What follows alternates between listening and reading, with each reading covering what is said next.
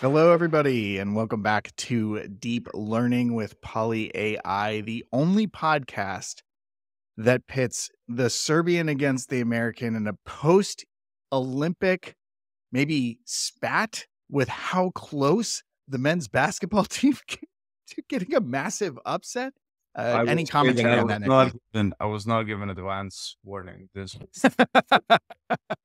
I couldn't tell you about this, otherwise I knew you wouldn't talk to me today. Ooh. Boy, Yeah, no, that was the game. That was the game. it was a game. It was pretty fantastic. A good showing by both teams, but I'm glad ultimately at the final outcome of the men's basketball finals. But we'll skip past that I and mean, go.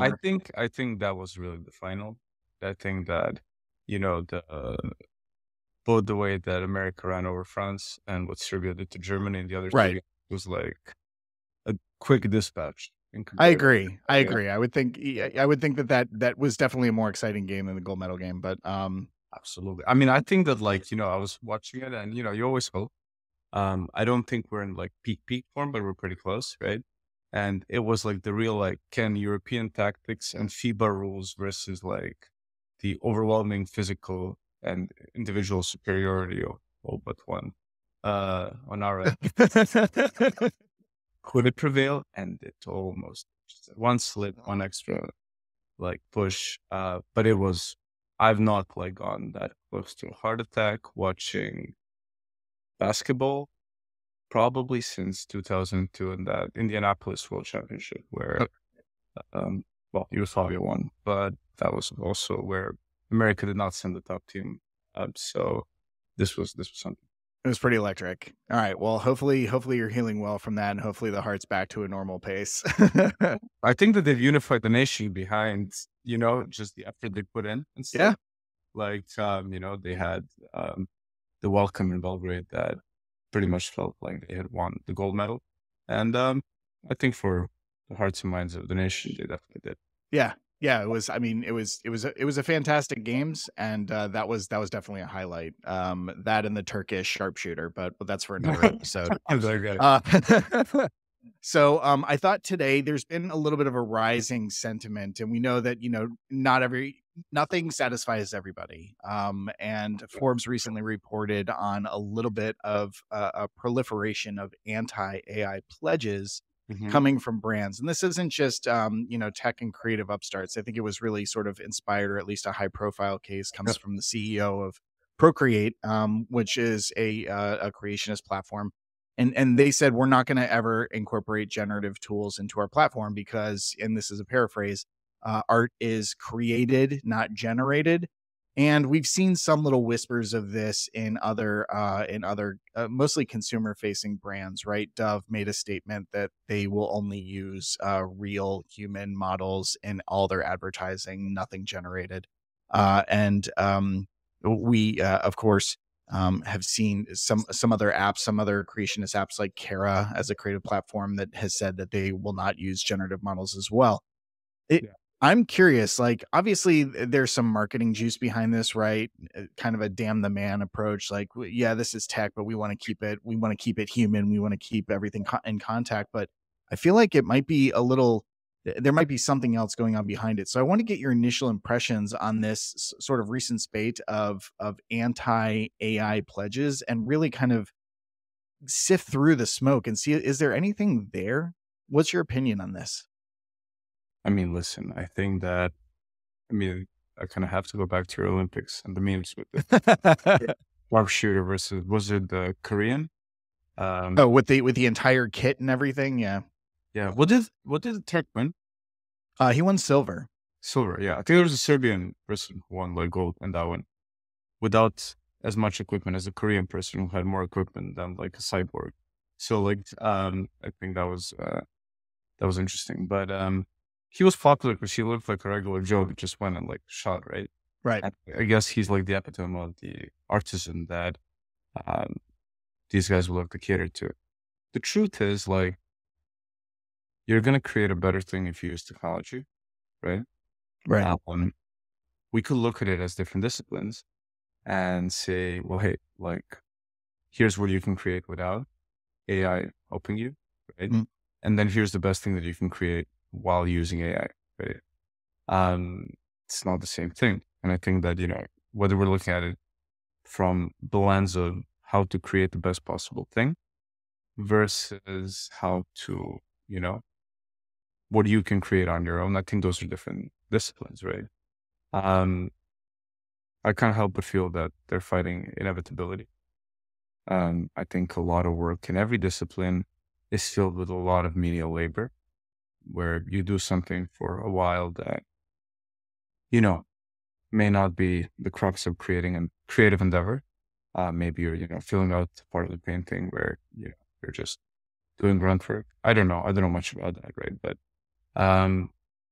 it feels like a cheap shot towards, and I no doubt that they actually fully believe everything they said in that statement around, you know, the creative process.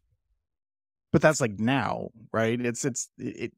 But the way it's carried forward, it's almost prescriptive, and it seems as though there's something else that's behind it. And I'm wondering if this is something that's based on sort of internal mandate, where they're facing an issue of people using too much generative AI internal to either their personal responsibilities, a little hesitation for other, means to sort of incorporate it into standard business processes. So they're going to take that momentum and make it a consumer facing marketing point. It feels a little inauthentic to have such a hardline stance. I mean, I'm sure that there were, people doing photographic stuff and in monasteries, copying the Bible. It came out and they were like, well, we don't believe in that. We think the word of God should be copied by hand and blah, blah, blah. And like at the end, they lost decisively. Right? And I think that if they are really to take that stance fully all the way through, that, new forms of art and God knows what medium will be created when you use technology coupled with human creativity. So no, I think that it might be that their product roadmap is lagging and they haven't incorporated it. So they might as well play this move, right? Interesting. Do you think? I think in this podcast we specialize in creating every cynical angle we can find. So it's essential. We are the hearts and minds of the people out there. We want to pick it apart. With this, we should rename ourselves to Devil's Advocacy with PolyAI. I think that's the way to go. But it also it feels a little less hefty when you see that the brands that are making these sort of announcements aren't necessarily market leaders. I mean, one could argue that Dove, I think, has a foothold in the hygiene and soap space, but a lot of the other folks, is this just a way for them to feel relevant? I think it's also about, I spent time with many clients and prospects over the past few weeks. And there were a number of people who said, hey, that AI in your name is not helping me, endear you to the greater company, right? Oh, really? Thing that, finally we are slowly seeing, I'd often be asked by investors, by clients, et cetera, how do people react to this technology? Want to take away jobs? It's a great menace coming in to make people unemployed and give companies back efficiency. And the truth is, I don't think we have a single client that bought this for the purpose of firing people and doing cost cutting, right? Buying our software and deploying, right? People do it to improve service and maybe to restore service to good levels after they've lost a number of employees to attrition or, basically their hand is forced. And some do it to really just get a supercharged customer service state where you pick up immediately and have a night and day, right? What technology can give you versus, piling more humans, right? Right. Now you look at this whole thing and it's well, we have customers now saying this AI in your name, people look at it and they're like, why are you doing this? Right. Because I think the hype has reached a level where people have now imagined that there's this giant piece of mass that's just going to hit the world and everything's going to change. Right. It's not really happening, not in the way that, some would fear, but I mean, it's a chip away approach. This isn't a meteor to your, exactly. Yeah. But things acid rain. Yeah. But I think that it's really more to do with those companies and their internal politics and everything, where whoever brings up the topic looks like someone who wants to bring that meteor and have it land and exterminate the dinosaurs, right? And the truth is, it's going to take some time everywhere, right? And I think it is a cheap shot here. And it's also probably just a lack of depth. Because I think if they'd looked at what the software can do for them, it would just make the product better, right? Maybe it'll give you a good starting point, an interesting one. You still need the human touch. Even if you're going to fully generate images and things, Right. you'll need to prompt it, right? And yeah, maybe you'll get it faster. And I'm sure that they perceive this, that industry perceives this as a threat to the viability of all of their jobs. And they are right. There will be fewer of these jobs if everyone gets 10 times more productive.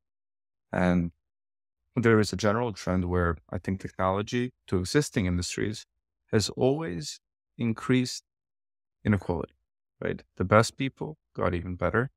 The best people have resources to invest in new tools and technology, and they get further ahead of the pack and they become more productive.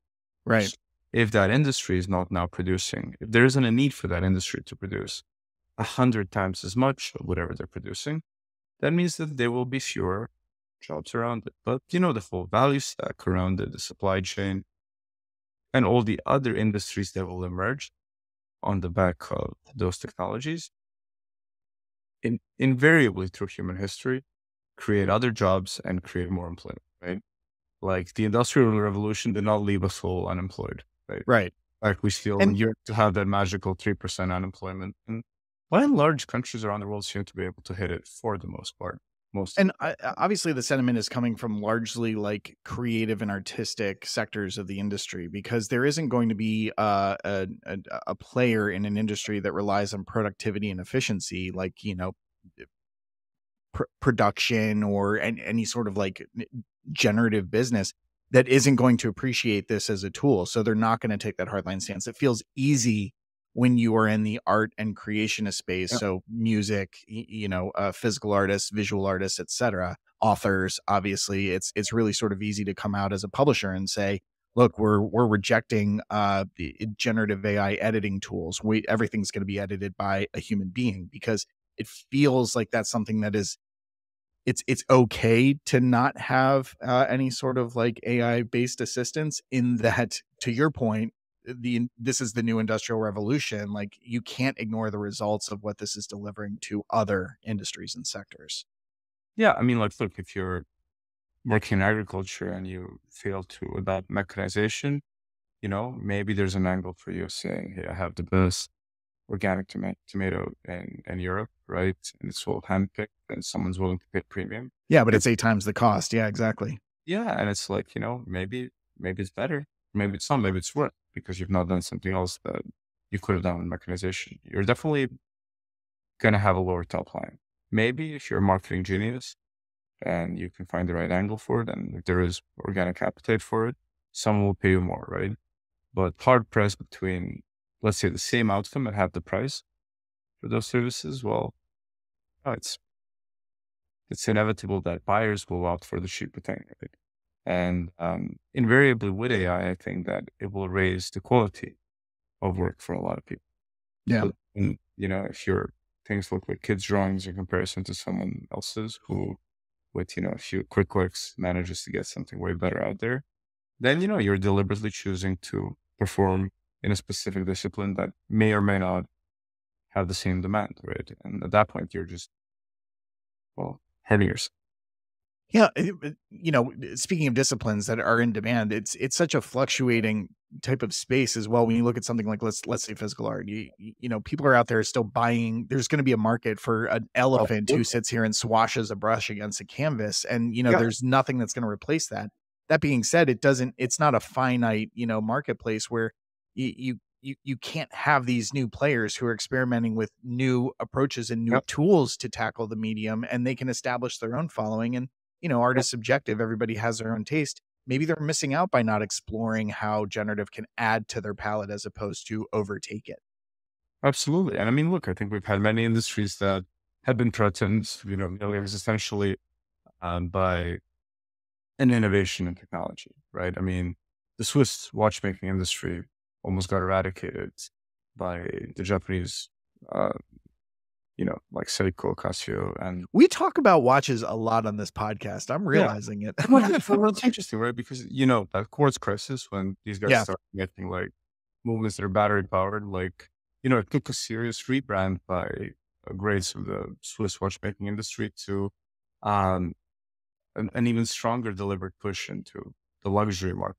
And now that market is greater than ever and growing and very healthy, right? Right. The Japanese have their own like flavors of these products, and it's interesting, right? Create that competition created something new, right? But I would say they both got better at it. And it's, you can't ignore it. You can't just like pretend that it didn't happen. You should have a very active strategy. You're going up market, creating something that people have a need for and that they really appreciate for, and you have to brand it the right way. Right. And if you can't do that, then you just have an inferior product at higher cost. And well, see you later. Yeah, and I think you touched on this earlier, but obviously with the watch example, it crafted or maybe galvanized two separate paths, Yeah. right? Like the old school mechanical type watches are going to be seen as these handcrafted masterpieces that are worth the time and energy because of the separation of it from digital power and sort of a digital motherboard. Um, what is the mid ground that you see that exists right now within the industries that are making the most anti-AI noise? You touched a little bit on using it as sort of an assistive, tool along the process. What does that look like for your modern artists? And go ahead and pick your medium or discipline, but what does that mid ground look like? I don't really know, right? All I think, right. um, I don't know enough about the process of creating like painting or anything like that to. Well, you're a published author. Let's not forget that when you were a young child, you were selling sci-fi stories. Well, actually, for writing, I really genuinely don't know how you would go about that. Okay. Like, I mean, that's one that may be under like the meta level narrative, the plot twist. Like, I dare say that no one really cares about the exact language or the style of the prose that, I don't know, J.K. Rowling had when she wrote Harry Potter. I It think was it's the also world she just, created. yeah, it was the world, right? I Right. mean, I remember reading Tolkien for the first time in English when my English wasn't what it is today. And that was like an endeavor, right? Like that was really difficult for a non-native speaker to read. Sure. If anything, like, I love that world. I subsequently read the Silmarillion probably 10 times, right? Um, honestly, like, it's the world that had appeal. Silmarillion reads like a set of facts. And it was more interesting to me, right? So I think that the appeal of that is like how ambitious and great the story can be, right? And I think, with LLMs and stuff, you can definitely use them to power and create a lot of the text. But is the goal hyper production of like 50 novels? I mean, people barely read anymore, right? So, I would That's argue sad. that at That's a this sad point, comment. well, no, but I mean, at this point, it's really all about condensing it to be like very impactful. Right? Sure. People will watch a film, but man, if you can turn that into like a good TikTok or YouTube short that motivates people to go take a look, like a good ad for it, like I'd argue that becomes more and more important, right? So like to do that, you need tools and stuff. Like what do you use to develop? It's like with programming, right? Like great software is still being written by people, and Right. complex systems are still being engineered by people who have a lot of artisanal skill and understanding at great scale how, to structure a service that provides something for millions of people efficiently, right? The fact that they're not writing out every script manually and that they're using Copilot, it doesn't really It matter. doesn't matter. Yeah. Right? And we're writing more and more software and more complicated software, right? So I think for art, can we create just substantially more complicated things? Can we go and paint, like, I don't know, the whole Berlin Wall with something that's a consistent, like, ontology of the Berlin Wall, right? Like something like that, that could probably be done by one person rather than, and I think you can be more ambitious in the projects that you're going to take on if you But do. maybe it's also just the perception that the artist views the time, energy, and resources that goes into it as part of the final product. So the longer it takes, the more they spend. It's sort of the oyster effect, right? Why do people like oysters? Arguably, or I would say objectively, it's kind of a gross food. When you think about it, it's like why would anybody actually You're eat allowed this? to say that living where you live, What's that? living where you live, you're allowed to say that. I love oysters. I eat them all the time, but I'm just saying you look at this thing, there's nothing appetizing about it whatsoever. Across species, it's just a gross thing. But there's something about sort of shucking your own oyster that makes it a little bit more delicious. So the effort that goes into it probably adds to the final Yep. output. So you cut a lot of those corners per se in the time and energy it takes to create something, and all of a sudden it diminishes its value perceptively. But let's take a look at, I mean, artists aside, I think that they can make a valid argument about this. Discover recently ran a TV ad starring the inimitable Jennifer Coolidge, aka Stifler's mom, aka in every Christopher Guest film. Fantastic actress. And she, playing her, archetypical kind of a little bit of a ditzy self, is calling into Discover contact center, and she asked the agent if they're a real person, and they say, "No, I'm not a robot." And she says, "Prove it." And they say, "Are you a robot?" And she says, "I don't know." And it's hilarious. Everyone laughs. Eat some more popcorn. Discover. I mean, this is not an artistic business. This is a financial institution. Mhm. It's a credit institution. Why would they come out and make this statement? This is one of those businesses that obviously has nothing but greatness to gain from refining process and increasing operational efficiency. Yet they're over here, kind of crapping on on technology within the Well, I mean, contact center. they have deployed a great deal of automation. Like if you call 1-800 Discover, I think that may be recently acquired IPsoft that implemented that system. Well, decent sounding one, long latency. I don't know why they chose that. I think it's more than anything. I think she's really cool. That's a good ad. Like, Riding that White Lotus of fame, huh? I think so, for sure. I don't know. What do you think? I can't really place it. Yeah, Well, I don't know. I just think it's a pure marketing ploy. I actually went back and watched the ad a few times and realized that they said you can always talk to a real person as opposed to you will always talk to a real person. So I think that they're giving themselves a little bit of an out by saying, "Hey, nothing more than just quick escalation that's facilitated by an automated system."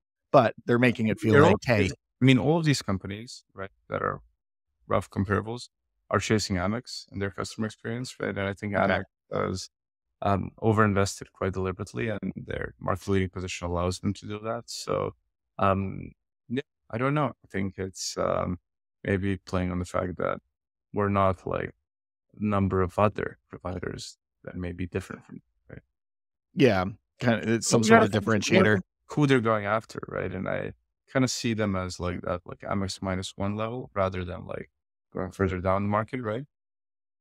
Maybe, and is that what it is? Is just trying to gain, clout and sort of notoriety, and so they have to have some differentiator when you're talking about a commoditized market like credit. Are to your point, are they going after Amex's support model? Well, I think they're trying to show that their model is as cool and as good and that you can always speak to a human. If their assistant was as good, they might be able to claim that with some credibility. If they want that to be the case, they should get in touch. But Call me, call me. call me maybe. Yeah, that's good. There's a part of me also that just wonders, did they just want a marketing campaign that would fit with their celebrity endorser, and that it's pretty picture perfect when you see Jennifer Coolidge's confusion as to how to prove she's not a robot. I think it was pretty solid. Yeah. All right, cool. I mean, anything else around the space that you think, just final thoughts with regards to this motion? Is it a flash in the pan? Is it going to be a thing that's just a part of every technology's hype cycle? The haters come out in full force and maybe they get a little like corporate sponsorship behind it, but eventually it'll die out and people realize it was just I sort of a think lot of smoke you and no know, fire. go back to our like basketball analogies, right? Like it's the first quarter, people showed a few good AI demos, like that team AI looks powerful. Then they start stumbling, they take a few 3-pointers, they lose the lead. And then the others, like Mockingbirds descend and try to capitalize on the fact that these guys seem to be stumbling.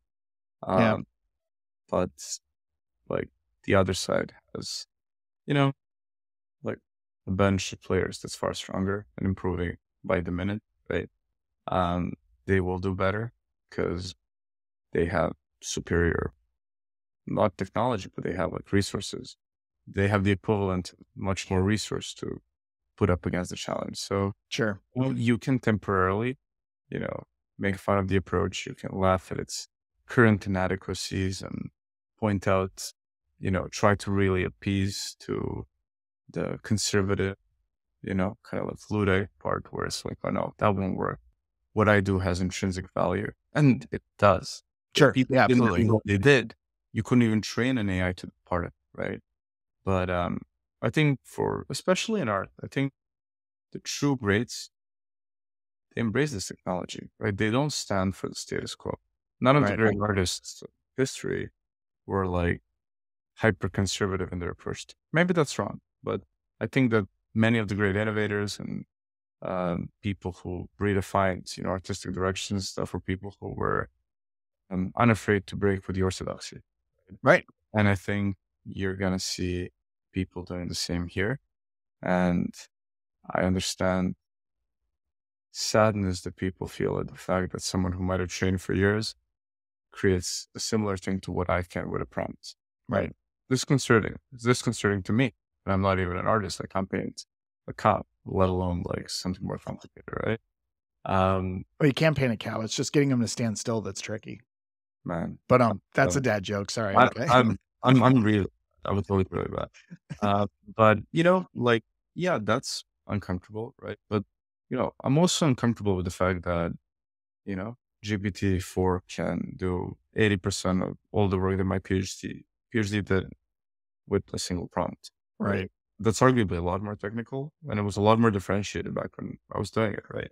So you look at that and you're like, well, you have two choices. One is to have an existential crisis and say that generative is evil and that I'm going to use this older form of deep learning, right? Or you get Or the other is to tip your king and just move on. Well, just, get on the bandwagon and see how we can continue, right? Because you've been given a far more powerful tool. Now, I'm an AI researcher, right? So to me, being given that is actually like Christmas. Right. Like for this stuff, I understand that it's uncomfortable. It's very, very uncomfortable. And I think that the job for those guys becomes, how can you be as unique and differentiated and special while using this? Yeah. It wasn't easy for them to differentiate even before generative AI could create like amazing. That's very true. And by the way, a lot of the stuff that generates right now is like terrible, right? Like random limbs flaring up in different places. Oh, the fails are better than the good stuff. Actually, it's more fun to watch. Well, yeah. So like, I don't think that whole thing is there. I think you could very easily look like one of those like Instagram or Facebook edits where, someone's hip just magically, like cuts off, someone's head in the background or something. So, I think that it's a double-edged sword if you're at the peak of your craft. Like you wouldn't easily use it, right? But if you can use it for some kind of like special effect in the background, if you can like create a new style by doing that, like you should, because there's a lot of glory to be had. It's finding the medium in the medium. I like that. That's good. All right, cool.